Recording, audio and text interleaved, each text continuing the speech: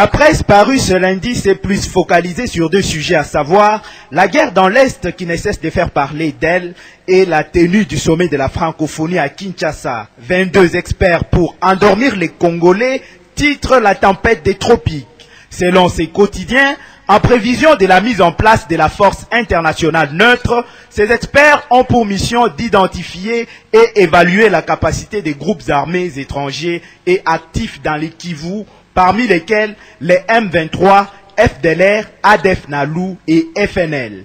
Les phares, lui, a planché sur les leçons à tirer d'une défaite diplomatique à Addis Abeba.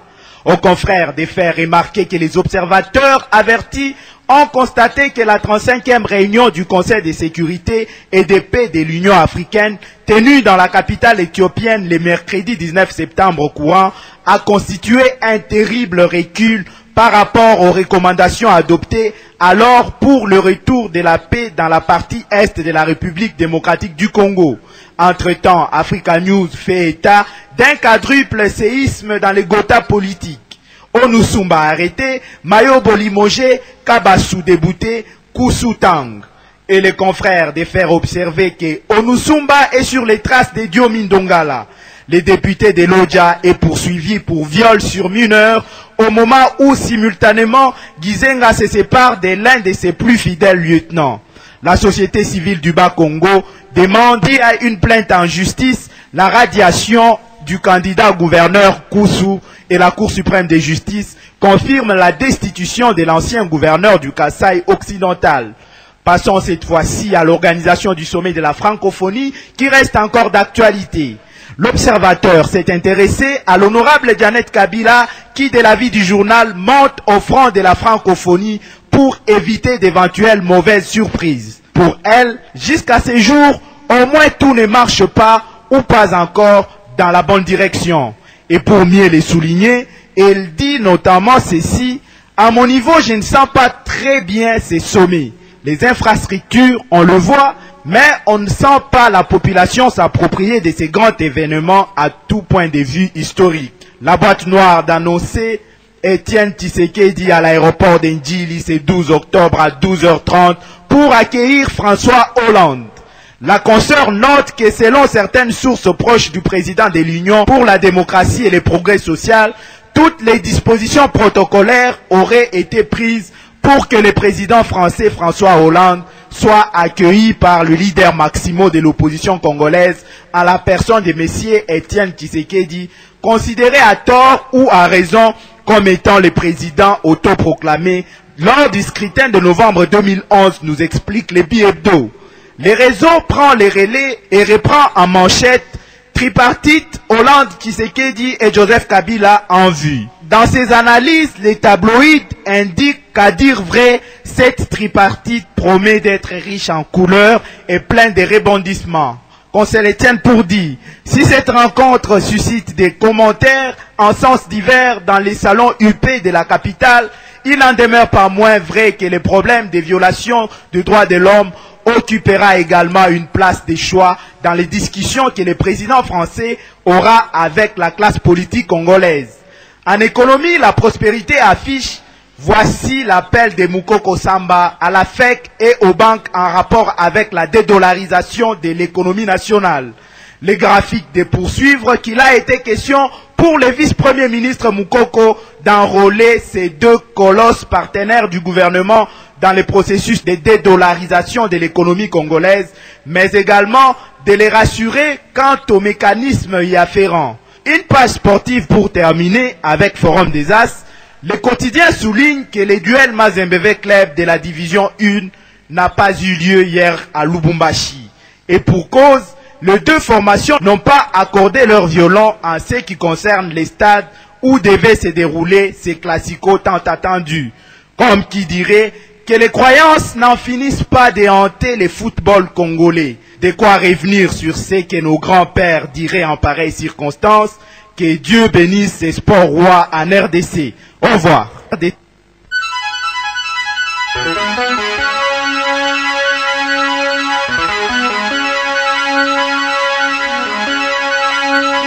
Sépare les Congolais du sommet extraordinaire des CIRGL qui se tiendra en marge de l'Assemblée générale des Nations unies à New York. Une rencontre qui tablera sur la situation sécuritaire de l'Est de la RDC. La fermeté et la franchise, voilà ce que recommande Sekinois à la délégation congolaise à New York. Nous conseillons notre gouvernement sur la question de la guerre à l'Est lors de ce prochain sommet, la fermeté. La fermeté avec les terroristes du M23.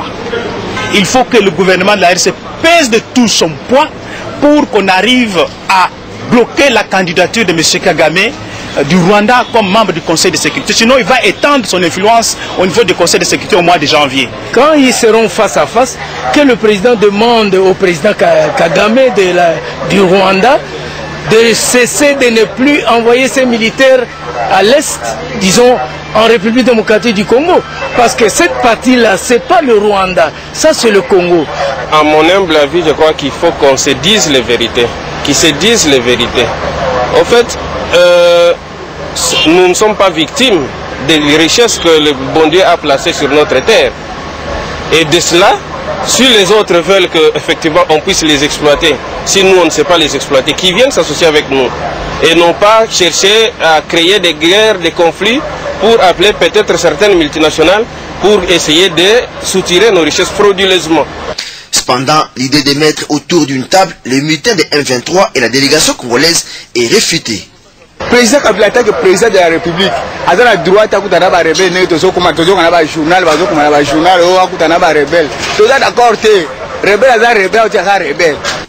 Le regard des Congolais est désormais rivé à New York, où cette fois-ci, croit-il, le Rwanda sera de manière directe condamné et sanctionné pour son soutien. Cette délégation de la SENCO a été conduite par Monseigneur Dominique Boulamatari, évêque de Molekbe, qu'accompagnait Monseigneur José Moko, évêque de Diofa, de Monseigneur Dieudonné Urungi, évêque de Boudiam, et de Monseigneur Valentin Massingo, évêque de Kabinda. À leur arrivée à Bukavu, la délégation des évêques de la SENCO était accueillie par l'archevêque de Bukavu, Monseigneur François-Xavier Maroy. Le samedi 15 septembre, à l'occasion de la fête de Notre-Dame de Douleur, un pèlerinage marial a été organisé par l'archidiocèse de Bukavu au sanctuaire de Lukananda, situé sur une colline. Et près de 20 000 fidèles ont prié pour le retour de la paix dans la partie est de notre pays. Le clou de la visite des évêques à Bukavu a été la grande célébration eucharistique célébrée le dimanche 16 septembre au stade de la Concorde de Kadutu. Lors de cette célébration eucharistique, on a noté la présence du gouverneur de la province du Sud Kivu, Marcelin Chichambo. Il a pris la parole pour remercier la SENCO d'avoir dépêché une délégation au sud et au nord Kivu. Le gouverneur a reconnu qu'actuellement la situation est calme au sud Kivu et que tous les sud Kivu est de cœur avec les nord Kivu. Ces rebelles se sont trompés d'époque, a martelé Marcelin Chichambo. Le chef de la délégation des évêques, Monseigneur Dominique Boulamatari, qui a parlé au nom de la SENCO, est revenu sur les messages des évêques du 6 au 12 juillet au sujet de l'intégrité du territoire de la RDC. Notre conférence épiscopale du Congo me charge ce message fait suite au communiqué de presse diffusé le 6 juillet dernier, communiqué de presse intitulé Non à la balkanisation.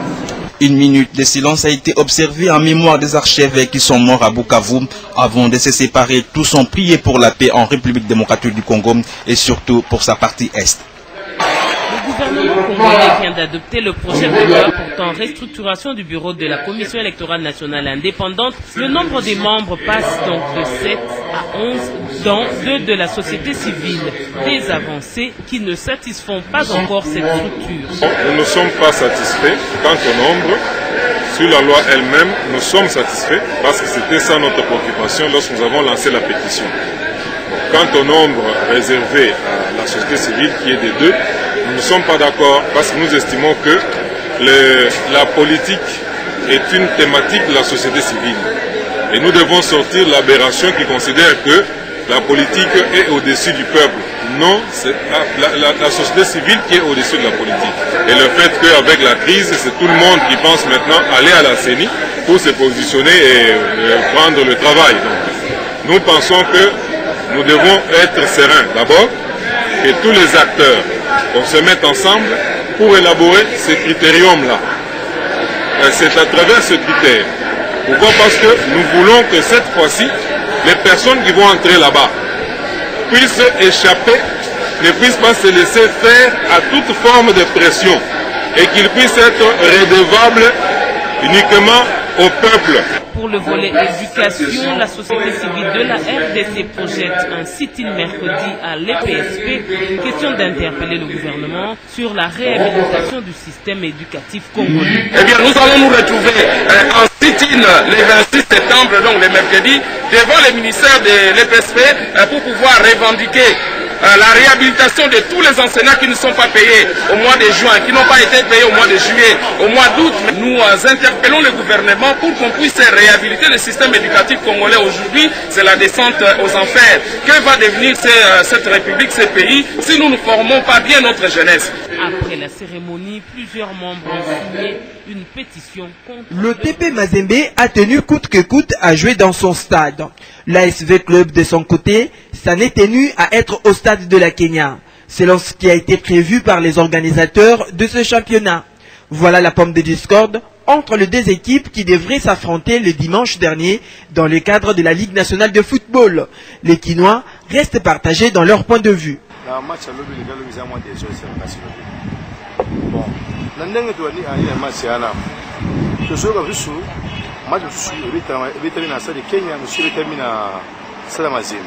Mais tout ce qui est là, Kenya, quand il m'a dit que machina Lukopo, c'est là la pantalon stade wana. Yo c'est l'été qui va beta match na terrain wana pour qui tirer au Bukana.